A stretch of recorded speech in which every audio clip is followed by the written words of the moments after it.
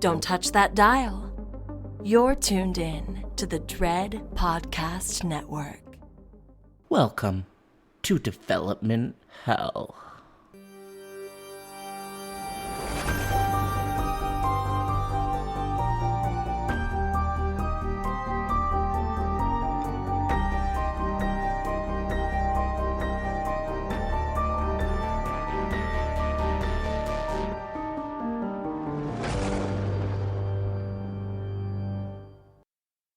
For every horror movie that hits VOD, countless others end up DOA. Development Hell is the podcast dedicated to unearthing these cursed horror productions. We're going to find out what went wrong, and then decide if these titles still stand a shot at the green light. I am your host, Josh Korngut. I am a filmmaker in Toronto, Canada. This podcast is a proud member of the Dread Podcast Network.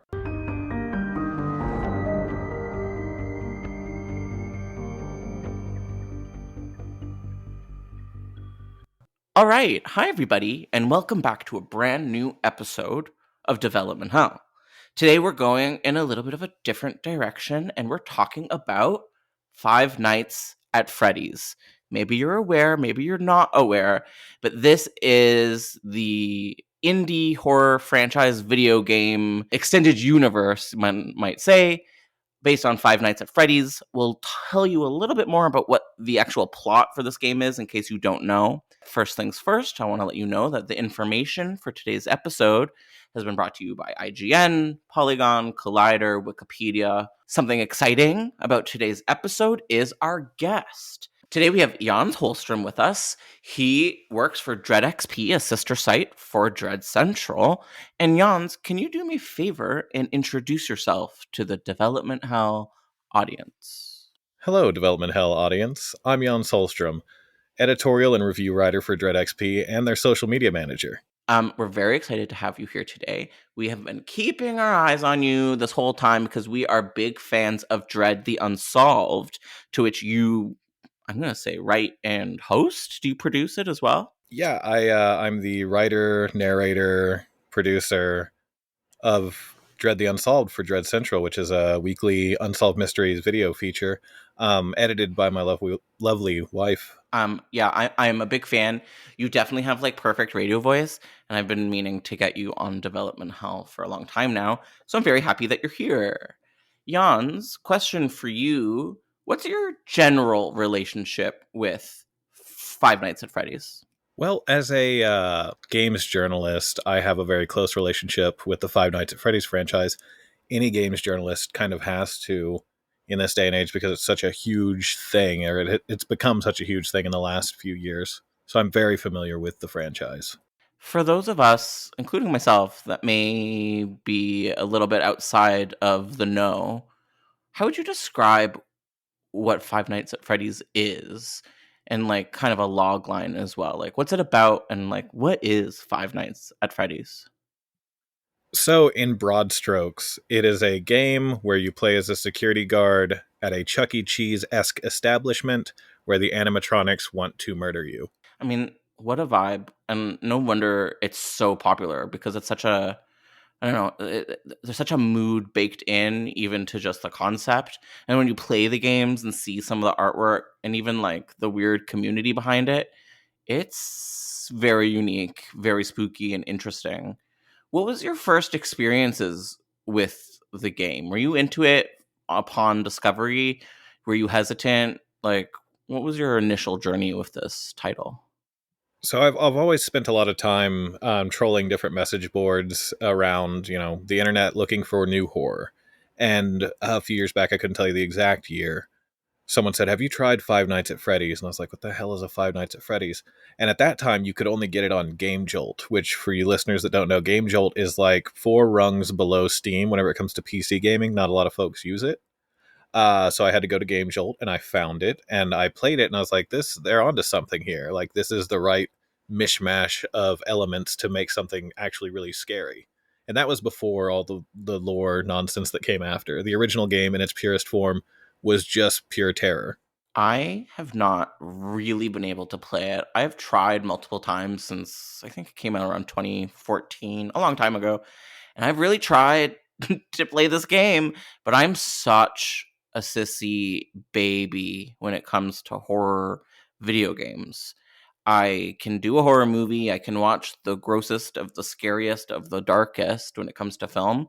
But when it comes to video games, I just can't do it. I had a hard time playing the Friday the 13th game. I'm pretty sure that wasn't scary. But yeah, the overall vibe, atmosphere, aesthetic at Five Nights at Freddy's is super, super cool, kind of undeniable, and has been copied sort of a couple times since its release, like with a kind of indie horror movie, Willy's Wonderland, and stuff like that. It's such a big world of games and products. I was wondering, like, what are the best entry points? Like, what are the best games in the series? So if you're like a fresh fan to FNAF, which is what fans shorten it to, FNAF, Five Nights at Freddy's, you can always start at the first game. It's still out there. It's affordable. It's a good entry point to just kind of immerse you in the world. What originally drew people in was the first game. So you could always pick that up, and if you like that gameplay, it doesn't really change throughout the series except for some small tweaks. So you can kind of get a feel for if that's what you're after by playing the first game. Or you could read the books, but probably don't do that. Yeah, I noticed that there's a ton of books on the market now, which is weird and kind of cool that, I don't know, that this whole universe has expanded so much. And kind of always on an indie level. This game has never really gone big leagues, right? It's even now in 2022, titles coming out are fairly indie. Well, recently, I'm within the last few months, Five Nights at Freddy's Security Breach released, which is the first full 3D Five Nights at Freddy's game, kind of AAA, AA or AAA production horror game. And it's a huge departure from what fans are used to in this indie space. And it's gotten a little bit of pushback from the fans because of how different it is from what they're used to. And is it a little glossier or like a little more, I don't know, So mainstream, for lack of a better word? the previous Five Nights at Freddy's games up until Security Breach were fixed camera areas that you stay in, and it's kind of a plate spinning simulator. You have to make sure the doors are shut or turn on lights to scare away animatronics, but it generally takes place in one area with very little animation. That's what made it so effective. Very little animation, but the animation that did have accentuated the scares. With Security Breach, it's a full 3D world that you can explore, and it kind of made it feel too polished, too glossy for what fans were used to. If it's okay with you, I'm going to try to fumble through my interpretation of this game's basic history and what it's about. Are you ready to hear me I'm do my super best? excited. Thank you, thank you, thank you. I'm ready to succeed. So Five Nights at Freddy's is a horror franchise, truly, created by a man by the name of Scott Cawthon. It began with a 2014 little video game that we've already touched base on, and since then, it's exploded in popularity and has fans all over the world, and countless games, merchandise, books, all sorts of crap. The original game takes place in a fictional restaurant, sort of like a fictional pizzeria, by the name of Freddy Fazbear's Pizza. So as Jan said earlier, it's kind of like a Chuck E. Cheese, 90s crappy sort of fun birthday house vibe.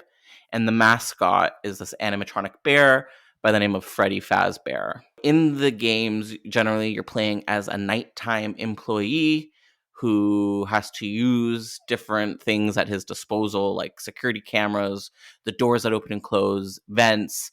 These are the kind of things that you have to use to ensure that these hostile, terrifying animatronic characters that come alive at night don't kill you. As Jans was saying, after the first game, there was this expansion of universe and an expansion of lore, and sort of this content or these clues arose through mini games within the game, Easter eggs, and various sort of clues around the location. We get to the point where we realized that the pizzeria was sort of the location for a bunch of child murders that were carried out by the original co-owners, and that these violent, supernatural possessed animatronics are actually possessed by the angry spirits of the children that were murdered. Is this correct? I'm actually impressed with how on point you actually are about this. Wow. For the first So, few games, anyway.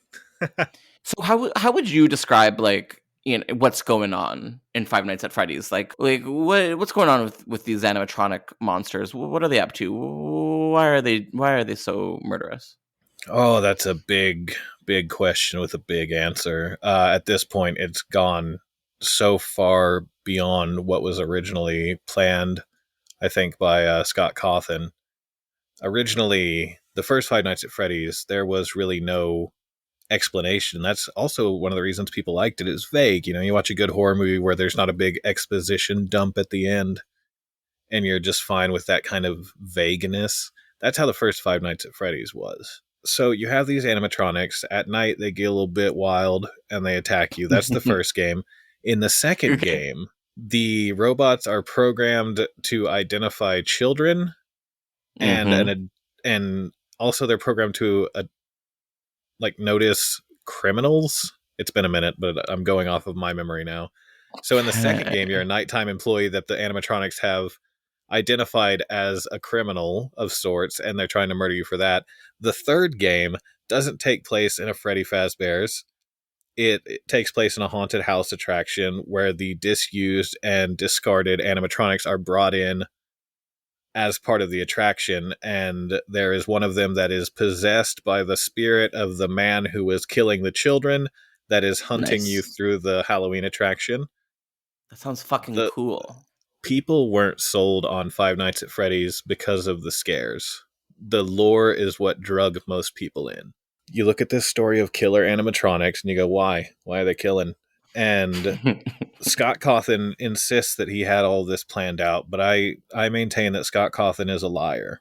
Interesting. He put in a few small teases, little Easter eggs in the games that he's made. And from there, a YouTube channel called The Game Theorists took on his game and tried to dig in, and they started lore crafting, theory crafting about what they think is going on. And directly based on what happened in those videos, those things started happening in the games. I think Scott Cawthon's just been making it up this whole time, taking cues from the theory crafting community. That's a little, like, evil genius of a move, because he's technically not stealing, because he can just say, no, you were right. Like, this is what I was thinking the whole time, but he's stealing these probably fairly brilliant ideas from young creators without paying them. And it's made him stupidly rich. Scott Cawthon started out making Christian platformers that did terribly. What is exactly is a Christian platformer for people that may not know? Like a side scroller. It's like, you play as Noah, get all the sheep to the ark, like that kind of thing. And then people played it, and they said, your character designs are fucking creepy. And he went, really? And they said, you should make a horror game with your terrible character designs, you psychopath. And he's like, I will. And that's actually the story. That's how Five Nights at Freddy's came about. They said his Christian game characters were too creepy. It's truly uncanny valley to the max, and not on purpose. It's just, like, naturally creepy. I kind of love that. Although this guy himself, IMO, seems like a bit of a creep himself, and we're going to get into that a little bit later. But you seem to have some very interesting insight into the FNIF online community, and I have questions about them. They seem much larger than I was expecting. Who are we generally seeing in these online communities? Are they, like, younger people? Are like millennials? Like, so I'd say that they majority skew younger, but there's also people my age. I'm 32, and I enjoy the series for the nostalgia factor. I'm a fan of found footage. I'm a fan of analog horror. So things like that grainy security cam footage, making everything feel a little bit lost tapes, where you feel like it's kind of taboo, you shouldn't be watching that. And also integrating things like the Chuck E. Cheese, which I grew up, with Chuck E. Cheese. Same. So it appeals to me in that sense, and people my age are kind of in it for that. The younger demographic skews towards wanting to fuck the animatronics. I know. This is what Pinterest has disclosed to me earlier today, so I do believe you. Yes. I was going to say, we can't talk about the younger fans of Five Nights at Freddy's without talking about how badly they want to fuck these animatronics. So interesting. Yeah, I wanted to bring to the table, but I didn't know how to do it. The topic of all of the furry art that I have encountered. Look, I wasn't looking for furry art. I was looking for Five Nights at Freddy's art. A lot of this content was turned into like romantic fan art. It's very strange. Is this something you find the generation is doing like specifically with Five Nights at Freddy's, or are they sort of doing this with a lot of anthropomorphic properties? You kind of see it in every property, but it's much larger in the FNAF community just because every game has new models for the animatronics, which I think it just gives furry artists a whole smorgasbord of things to make fuckable. And it's just resonated with people. And I have a point I want to make, but we'll talk about it later when we're talking about how Scott Cawthon's kind of a dick.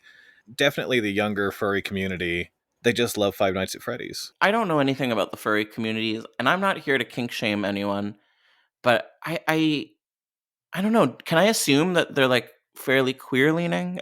Because if Oh, they very, are, very much so. and they're aware of Scott Cawthon's politics, Yeah, we can. I mean, we can always talk yeah, about that. we should maybe it's time to talk about Scott Cawthon. Maybe it's just the moment. Can I give you my preliminary knowledge on who this man is, and you can help me inform? Oh, absolutely. So Scott was born in 1978 and has been developing video games since he was a kid in 1994. He joined this weird ass sounding group called Hope Animation, which, as you said earlier, he was making like Christian based games for children surrounding unquote Christian values, whatever that might mean. And then an early game that he was developing by the name of Chipper and Sons Lumber Company. Don't know if it was Christian or not. You'll have to let me know. Um, yeah, but people were letting him know that it was fucking weird and that the characters looked like scary animatronic monsters. And while Scott at first thought, oh, nobody loves me, I guess I'm through, he instead turned these creepy characters into an actually scary game with Five Nights at Freddy's. Um, Things are looking good for our friend Scott until June 2021 when he was trending on Twitter because his political donations were made publicly available, and fans and media were able to see that he is like donating quite a bit of money to Donald Trump's campaign. It didn't take long for Scott to confirm on Reddit that he, yes, is a Republican, is very conservative, very Christian, and is pro life. You can imagine that there was a response to this from the internet. Reddit seemed to welcome him, but other social platforms like Twitter, the gay community, and liberal communities reacted really poorly to this news. And it wasn't long after that where he announced that he was going to retire. Did I cover the recent drama of Scott Cawthon good enough? How did you feel Oh about it? yeah, for sure. I feel whenever the news initially came out, I thought, well, obviously, he used to make Christian games. He's always kind Mm-hmm. of seemed like that straight-laced conservative Christian values kind of guy who struck gold Mm-hmm. with his horror game.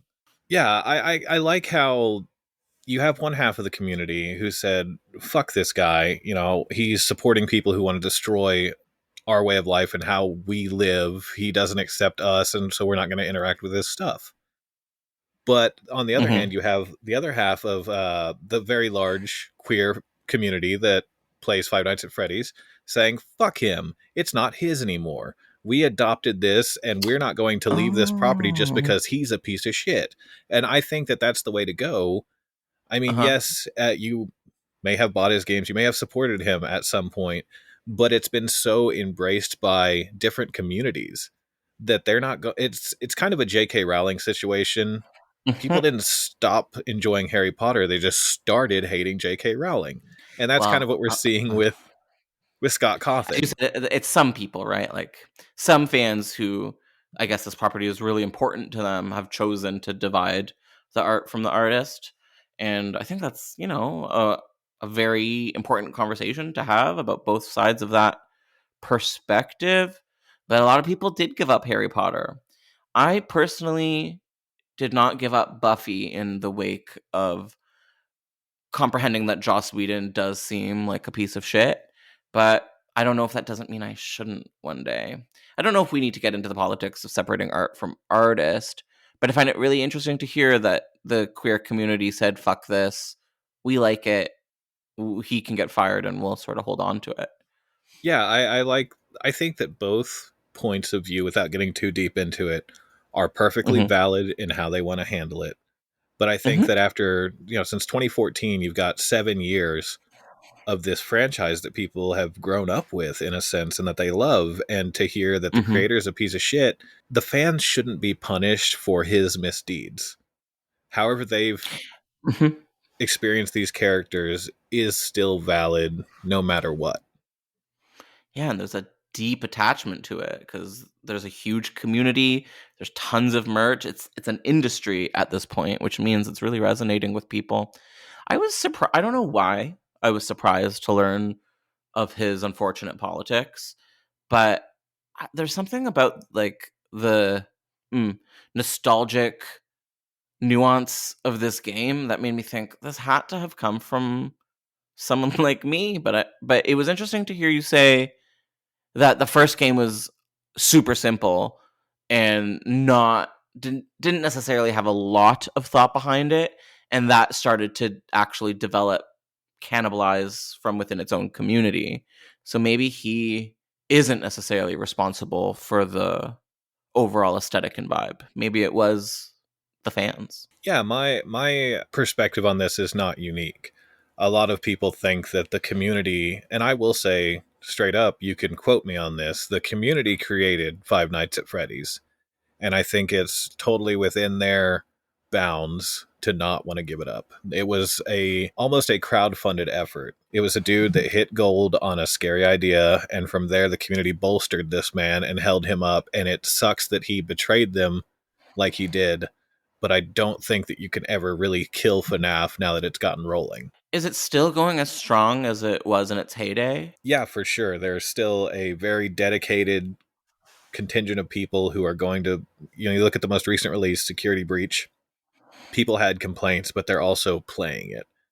They're still engaging with it. There's still fan art of the new characters. There's, of course, lewd art of all the characters. It's still rolling strong, and people are happy in a sense because this one, reportedly, Scott had no real input on after he left. It's made by Steel Wool Studios, completely new game developer, instead of Scott Games, which was Scott Cawthon's development studio. Just him, Scott Games. Scott Games. Get out of here. Scott Games. Get out of here, Scott Games. Yeah, so Steel Wool Studios took over for this installment, and it's kind of the rebirth, in a way, of FNAF. How big would you say this new studio is? Like, are they indie, or is there money behind it? So Steel Wool was previously contracted to work on Five Nights at Freddy's Help Wanted VR, the first VR Five Nights at Freddy's game. And it was still a pretty indie production then. I'd say I don't think the team's more than like 20 people.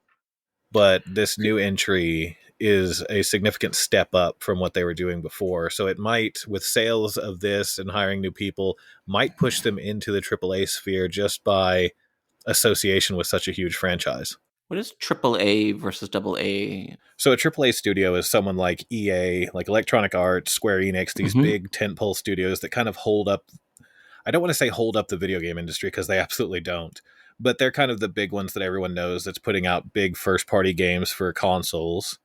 And then you move down to AA, which are things like, I'm trying to think of some AA studios, Devolver, if you're familiar with Devolver Digital. They do this thing where they kind of are like, we're indie, but we also release 15 games a year and make millions.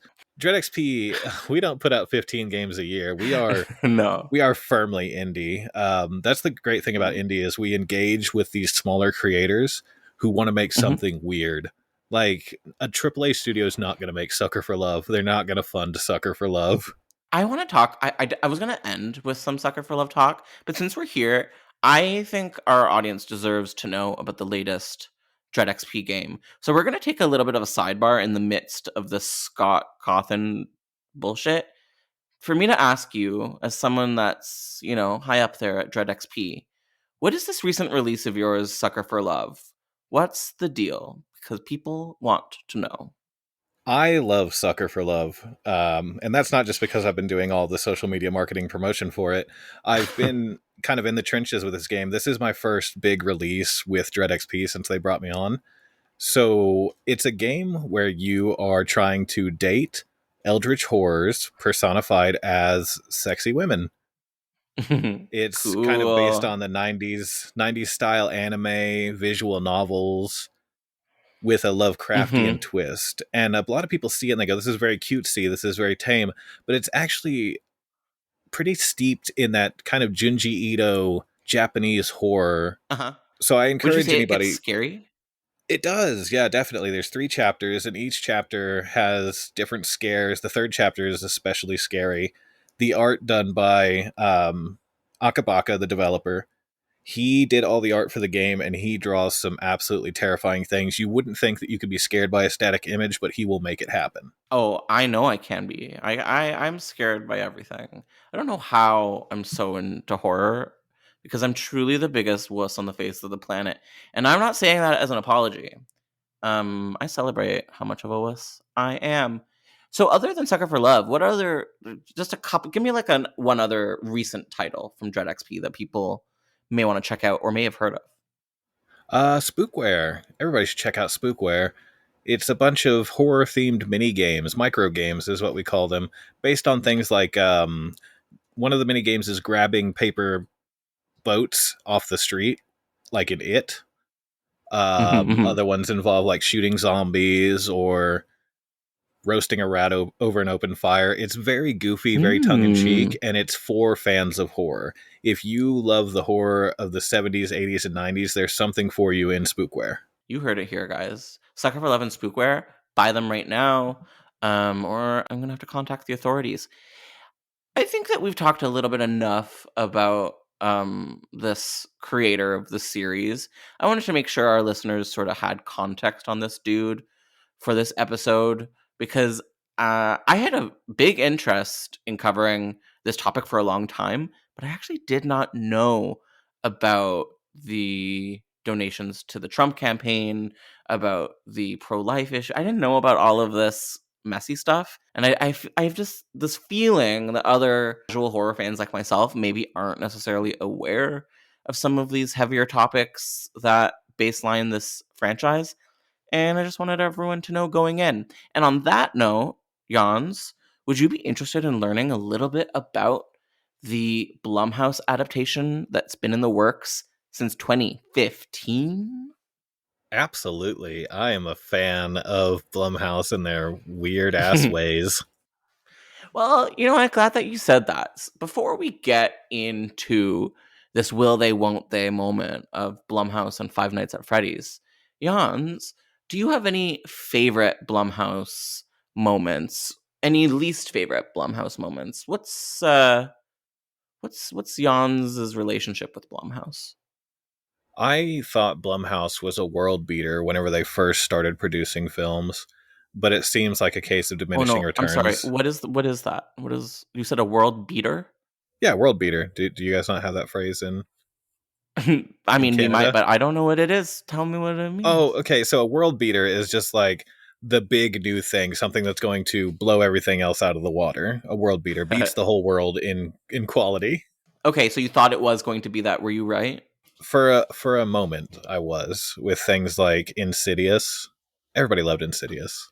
I fucking love Insidious. I'm glad But that then you started up. kind of, and I mean, props to them for putting a bunch of money into kind of indie productions and putting out some stranger horror. But a lot of it is, it's a game of diminishing returns. Yeah, that gets into Roger Corman territory in a way that I don't disrespect, but not all Blumhouse productions are created equal. We'll have some Oscar caliber, well, just because it's a lot of horror is Oscar caliber, but you have some Oscar caliber in the mix with Get Out and a bunch of other titles. But then you also have some of the worst horror in recent memory, like Fantasy Island and Truth or Dare. Some of my favorite Blum moments are definitely the Insidious franchise. I'm an Insidious 3 apologist. I just think this big bad in that one is so scary. They call him the man that can't breathe. I'm a queen with asthma, so I relate to his journey, and it really scared me. And I liked that. I'm also a big fan of the original Unfriended. I don't know if it gets enough love these days. I think it did get a love when it came out, but we got to respect and remember Unfriended. I'm trying to think of other Blumhouse moments. I did not like Halloween 2018 that much. I'm sorry I say it too much on this podcast, What?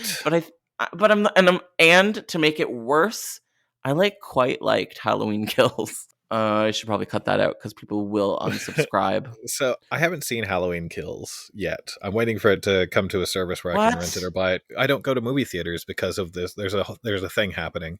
Halloween Kills has been out of movie theaters though for I need to find 30 it. years, 35 years maybe. But Halloween 2018, I'm shocked that you didn't like it because I'm a huge fan. I'm a big Halloween fan in general, and I think I hate Rob Zombie's Halloween films. Yeah, fans tend to. People that like the movies tend to hate those because they're disrespectful and rude. Rob Zombie, to take a quick aside and get this on audio tape for all the fans out there that are like, oh, we've read Jan Holstrom's work. We hang out on the DreadXP Twitter. I want you all to know Rob Zombie has made one good movie. I think there are two. What are your two, Josh? I'm sorry. I think it's pretty obvious what they are. Halloween and Halloween 2. No, I'm kidding. House of a Thousand Corpses and Devil's Rejects. Why, you don't like Devil's Rejects? Or you don't like House of a Thousand Corpses? I really like House of a Thousand Corpses is the one good movie because Rob Zombie has such a knack for blending classic Americana with this gringy, dirty, underworld shit that really shines in House of a Thousand Corpses. It does. It just works. The Devil's Rejects... Oh, go ahead. No, I want to hear what you have to say about the Devil's Rejects. The Devil's Rejects is just so mean-spirited that it's hard to enjoy after a viewing or so. And I don't like how Rob Zombie... never enjoyed it. Rob Zombie kind of took us all to the side and said, hey, Bill Moseley in this movie is a fucking monster, but we want you to somehow identify with him, so we're going to kind of make him the good guy. Yeah, that didn't go so well for Don't Breathe 2 in 2021. And I don't think you could have made The Devil's Rejects in 2021. But I remember seeing it when I was 15 with my dad and thinking, ooh, edgy. And that resonance has stuck with me ever since. I've tried to get into The Lords of Salem, and I've turned it off within 20 minutes. Just watch Rosemary's Baby. You get about the same experience. With less white people with dreadlocks. So do you have any favorite Blumhouses, though, other than Halloween 2018? People want to know. Definitely Insidious. Oh, fuck yes. Was the first Conjuring Blumhouse? Refresh me. It's so confusing. No, it was Warner. I know. It's shocking that it's not. It is shocking. Oh, and The Deep House, if anybody has seen that. It's kind of lesser known. Incredible. Was that Blumhouse? They did American Distro for it. So those filmmakers, I believe they're French. I don't remember their names. Do you know offhand what those filmmakers' names are? I don't, and I wrote so much news about them for Dread Central, and I've already forgotten their names. I've written so many about them too. They made one of my favorite movies ever. Their second film after Inside was called Livid. And it's a stupid, weird, incredibly gorgeous vampire haunted house movie. Get into it. I'm a fan of Blumhouse. What can I say? They deliver the fun. I'm a fan of Blumhouse. I will still, The Deep House came out last year. I'll still sit down and watch a Blumhouse movie. It's just not the same level of excitement as it was before when I was like, oh, new Blumhouse just dropped. Fucking get in. Now it's just hey, new Blumhouse dropped. I guess I'll check that out. Maybe. Not necessarily. You don't have to have an answer for this because negativity is toxic. But do you have a least favorite, worst, what the fuck Blumhouse? Because I think for me, it has to have It has to be Truth or Dare because that was just Oh, unwatchable. damn. I was going to say Truth or Dare as well. That's fair. It was so bad. Lucy Hale, what are you doing? Maybe this is what you deserve. I don't know. I don't know for sure. That was our little introduction to the world of Blumhouse. And now I'm going to tell you how that incorporates with this maybe it's going to get made, maybe it won't get made adaptation of Five Nights at Freddy's. So back in April of 2015, Warner Brothers initially acquired the rights to the franchise, and they got Seth Graham Smith, Roy Lee, and David Katzenberg to produce. Graham Smith, who did a bunch of Tim Burton projects and is very horror entrenched, said that he was really excited to make an insane and terrifyingly, weirdly adorable movie. In July of 2015, Gil Keenan signed on to direct and co-write alongside Tyler Burton Smith. But unfortunately, 2 years passed, nothing happened, and the only update that we got in January of 2017 was from Cawthon, who said something along the lines of that problems within the movie industry as a whole were the reasons for the delay, whatever that may have meant, and that they were met with several roadblocks and delays, and that they were back at square one as of January 2017. And he continued by saying, so this time he promised, unquote, to be involved with the movie from day one this time. And that's something extremely important to me. I want this movie to be something I'm excited for the fan base to see. Which is funny after hearing what you said about him possibly just copying the like detailed concept from fans. Like, what is he going to bring to the table here? Hard to say. I think the other issue with Scott Cawthon is that he's very precious about his work, and I feel like that's led to a lot of the issues with this production. Interesting. Is that like just a personal theory, or is this based on like what you read? I've read a couple things stating that he's hard to work with scriptwriters coming up with a story that he's happy with. I think based on what I've read that the problem with the Five Nights at Freddy's adaptation is its creator. That would make sense. He does seem like a problematic king. But in March of 2017, it seemed like they had migrated from Warner Brothers to Blumhouse. Do you remember this? I remember this almost like it was yesterday in 2017 when he tweeted a picture at Blumhouse Productions, which is like his way of sort of teasing that Blumhouse was going to be the studio behind the movie. Do you remember this happening? I do, yeah. It was so weird. I can't believe it was so long ago. 2017 feels like truly another universe. But here we are. And just a month later, director at the time, Gil Keenan, announced that he was no longer directing since they detached from Warner Brothers. In February 2018, Blumhouse revealed on Twitter that Harry Potter director Chris Columbus was the new director for the film, and he was also going to be producing it alongside Cawthon and Jason Blum. In August of 2018, Cawthon came out and said something along the lines that the film itself was going to be based on the third and the second game, and that they were probably going to see release in 2020. Do you know offhand like what the difference between the second and third game are from the franchise? Like what might be stand out about those two entries? The third game introduces Springtrap, which is one of the animatronics. Not an animatronic, actually. It was a spring-powered suit, and also, I guess, an animatronic. But if a person was using it, the spring locks wouldn't engage. But the main antagonist of the series is in the suit, and the ghosts turn them on, and it springs shut and crushes him to death inside the suit. So that's probably what they were going to go for, that big Michael Afton, who is the antagonist. They're probably going to build up to that big reveal or big, highlight moment. Interesting. So wait, so he would kill people in the suit, or like the scary evil man? The suit itself was built in such a way that if it was engaged while a person was in it, it would kill the person inside the suit. So cool. the ghost kid smashed a man to death inside that suit, the main antagonist. Oh, that would be very like yeah, Saw level destruction horror. I would kind of be into seeing that. Yeah, it's very much a Um, Saw inspired situation, I think. do you feel like this film adaptation was gonna have to lean towards like gore and disgust, or do you think it was gonna be more cutesy fantasy horror? So the games themselves are absolutely tame. There's no blood like anywhere in the games. It's the Cool. text is kind of creeping dread and sudden jump scares. The subtext is where, or the hidden stuff is where all the violence is.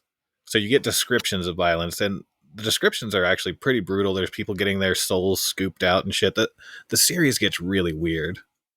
Can you tell me some of the weirder stuff? I love hearing the soul scooped out stuff. That's weird and scary sounding. Is there any like Yeah, stand and darkness moments that you can share? Michael Afton, the main antagonist, his daughter, I want to say, or his partner's daughter, one of them, gets her inside scooped out by a machine that puts her soul into a robot. It's very dumb. Also, there's the suit crushing a man to death. And also the whole series kind of revolves around what is the bite of 87. It's The this bite? big meme. Yeah, the bite. It's this big meme now that in 1987, one of the animatronics fucking chomped a kid's head, and kind of the Love whole it. series lore spirals out from there. That's kind of the instigating event that kicks off all of the lore. Was in 1987, a child got just chomped right on by Freddy Fazbear animatronic. The fourth game is actually you playing, and you don't find this out until you find all the secrets and everything. So spoilers. The fourth game is you playing as that child from his hospital coma bed and Whoa. dreaming about evil animatronics. So there's like warped nightmare versions of the animatronics in that one. I mean, it's stupid, but I love it. I love how cerebral and weird this series is. And I don't, you might be able to correct me on this, but I feel like you don't get that a lot in horror games. Like we have the Cerebral Silent Hill series and maybe Fatal Frame, but I feel like we don't get that like super bonkers creative out there horror as often in popular video games. Am I wrong? The indie sphere is full of games that Hmm. easily trounced Five Nights at Freddy's. And that's the weird thing. A lot of these things in Five Nights at Freddy's are never explicitly stated by Scott Cawthon. These are just community things that have become like the word of law. He's he very rarely Uh-huh. directly addresses theories. He just lets people do things, and they kind of become part of the community lore. So the lore that exists for Five Nights at Freddy's isn't necessarily the lore that Scott Cawthon's going off of anymore, or at all since he's retired. Interesting.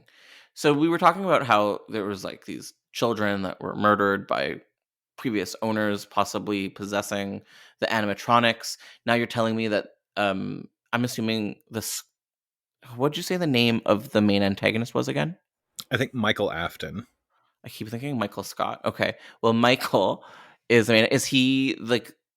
Was I'm guessing that he may have been like the previous owner that was killing children. He and his partner designed the animatronics and Please. put Uh them huh. into service.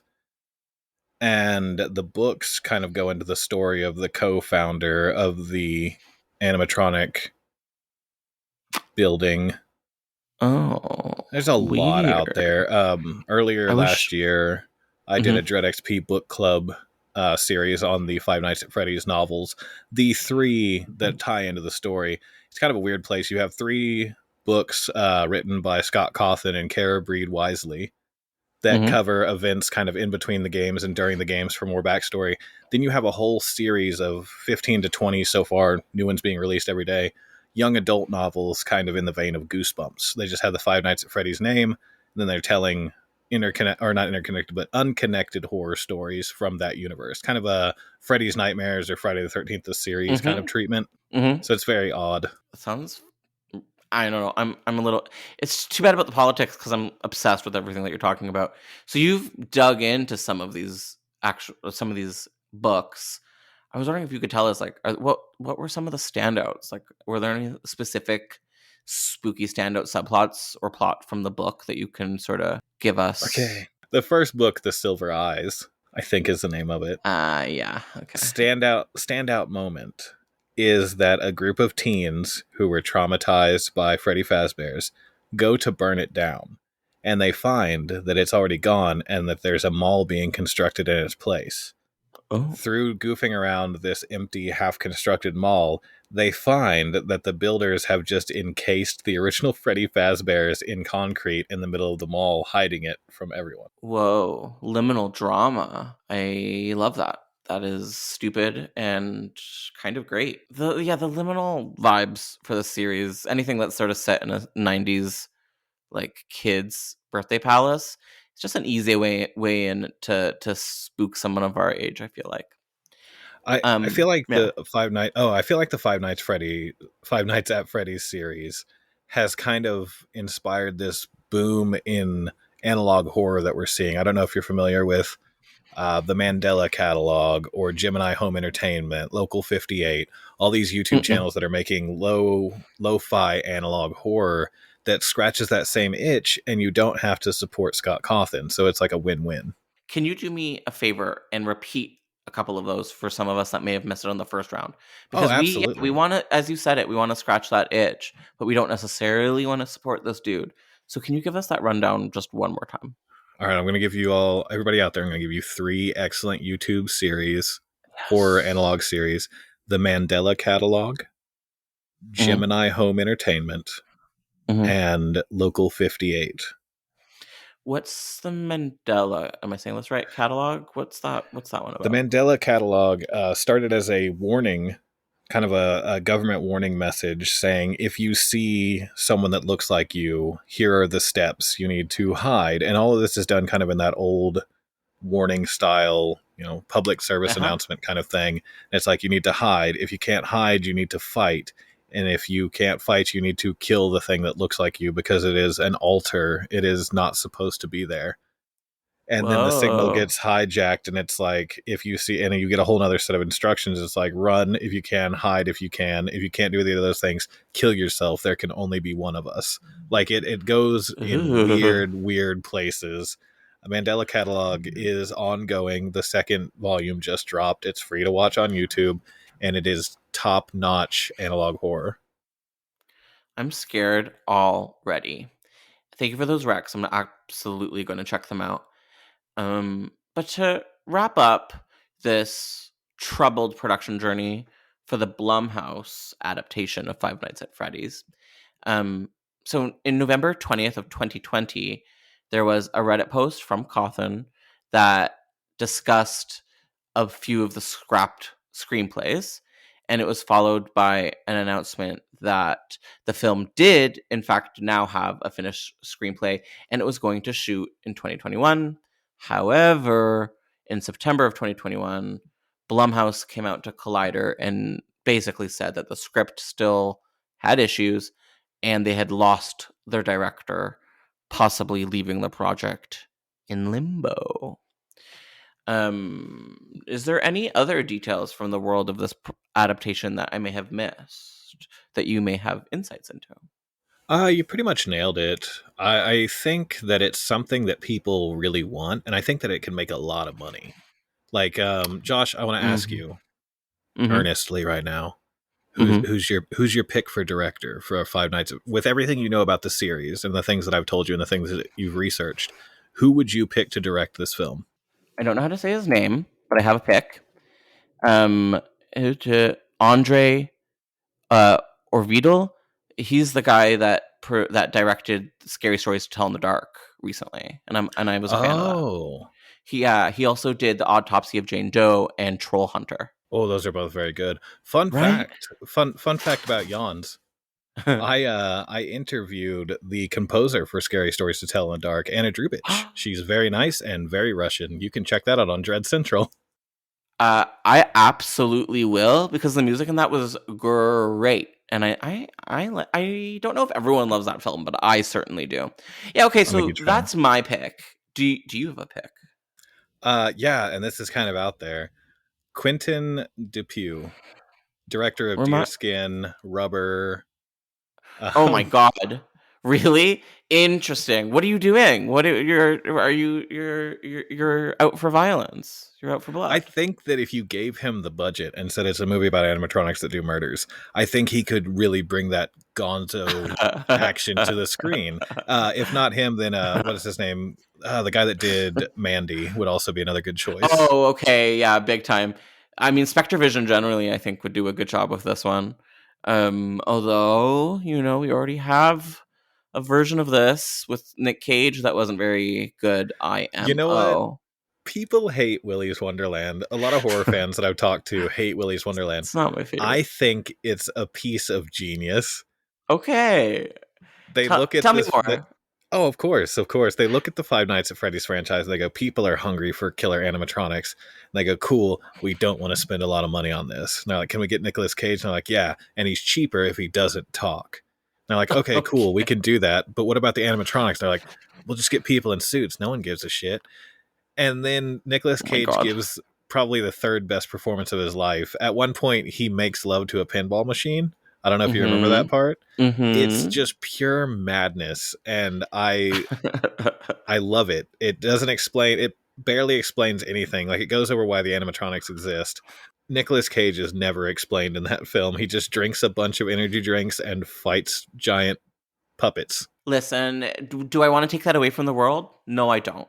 I think there was because of the ravenous hunger for Five Nights at Freddy's, I think the expectations were a little too high for that one. Yeah, I don't think you're going to get, the detailed. If I am making a Five Nights at Freddy's movie, the main thing I'm going to want is really good practical animatronic effects for the animatronics. And Willy's Wonderland definitely didn't deliver on that front. No, I wouldn't say that it did. Have you seen the Banana Splits movie? I have, and I thought that was pretty okay as well. I haven't seen that. I can't put this as a fact, but I think maybe that got made in lieu of a Five Nights at Freddy's movie at some point. It kind of feels that way, and it goes hard on the gore. Does it? I think it's from the director who brought us Slumber Party Massacre remake, which also was gory as hell. Oh, I thought you were gonna say Dude Bro Party Massacre 3, and I was like, oh man, someone else has seen my favorite film. I've heard of it through DreadXP. Yeah, it is. I have kind of baptized all of them in the church of Dude Bro Party Massacre 3. I mean, for people that may not know, what's the deal? Dude Bro Party Massacre 3 is presented as a movie that was banned in every country, everywhere, but someone before it got banned managed to record it off of a public access station in the 90s. So you're watching this like kind of scanline VHS, commercials occasionally pop in, recording of this movie called Dude Bro Party Massacre 3, and it's presented so goofily, but it instead turns the genre of slashers on its head. It's so transcendent. It's the smartest horror movie I've ever seen, and I'm sad that those guys didn't get to do more. Well, maybe they will one day. Maybe Development Hell, maybe we'll do an episode on number 4. Who knows? Maybe we'll tiptoe into our conclusion territory. Yeah, let's tiptoe through the tulips like in every Blumhouse movie. I'm glad you said it first, because I was gonna have to say it if you did not. So something I do on this podcast is me and my guest, we're Hollywood, we're the moment, we get to decide if a movie will or will not get made. Now, that has to be a combination of, do we want it to get made, and do we think it'll get made? So you do have to consider both of those concepts in your heart as we make this answer. But Jans, are we ever going to see a theatrical adaptation of FNAF, Five Nights at Freddy's? Yes, I think we are. We can't not at this point. It's a multi-million, maybe even billion-dollar industry, the FNAF industry. I don't think that Hollywood's going to let that. They're not going to leave that money on the table. It will get done in some form or another. Do you think they were spooked away due to the political issue, or do you think it was the fact that he's just impossible to work with, or who knows what? I think that the production problems probably started as soon as it was announced, and the recent nonsense with Scott Cawthon, I don't think affected it too terribly much because, as we know, it's Hollywood. They can always just dumpster him, and because I'm assuming someone bought the rights to do this, so they could just dumpster Cawthon and make it however they wanted. And it'd actually be easier to go to the fans and go, "We're making a Five Nights at Freddy's movie with no Scott Cawthon involvement," and everyone would go, "Fuck yeah, woo!" Good. Yeah, so I think that it's going to happen. I'm going to just give an estimation right now. We're going to see it in February of 2025. Wow, not too far, not too soon. A safe assumption. Okay, well, I'm going to take your word on it because you're closer to the core than I am. You heard it, everyone. We're going to get a Five Nights at Freddy's movies. One of the reasons why I think maybe you are right is that there's been updates on this as recently as September 2021. Not good updates, but updates are better than no updates at all in terms of movies getting fried in development hell. So, Daddy Blum, what are you doing? Are you going to make it? We would like to know. Jans, I'm wondering, if you wanted to be found, where could people find you on the internet? Oh, on the internet. I was about to say, don't come near my house. Can't do that. No. On the internet, you can find me running the social media pages at DreadXP_ on Twitter, DreadXP Games on Instagram and TikTok. And if you want to just interact with me as a person, you can find me on Twitter at Horror Played. You can I'm everywhere, Josh. I'm everywhere all at once. I'm a real world beater. Real world beater. You're ubiquitous. You can find me on my podcast, Real Professional, which I do with DreadXP head of productions and assistant producer Ted Hinchke and Abby Smith. We do a podcast once a week. You can find that on where you listen to podcasts. And you can find me on Dread Central writing things. You can also find me on Dread Central doing a show called Dread the Unsolved. Every Thursday. I drop a new episode every Thursday.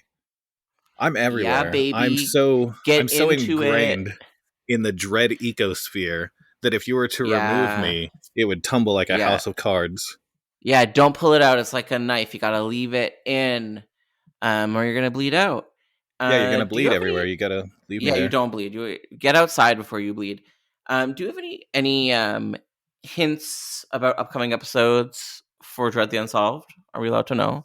Can you give us? Last week we did The Rake, which is a fun internet urban legend.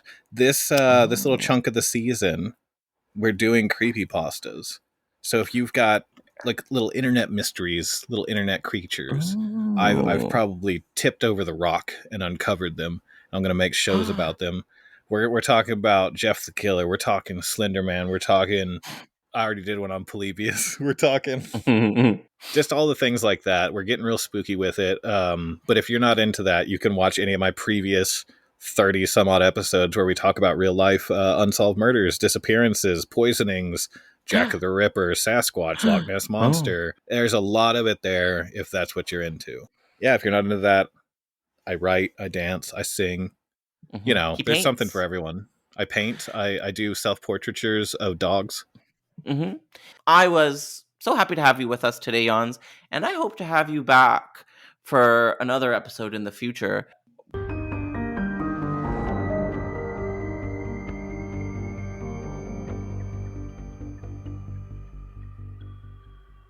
All right, well, thank you so much for listening, and we'll be back with another episode of Development Hell. Thank you for listening to the Dread Podcast Network.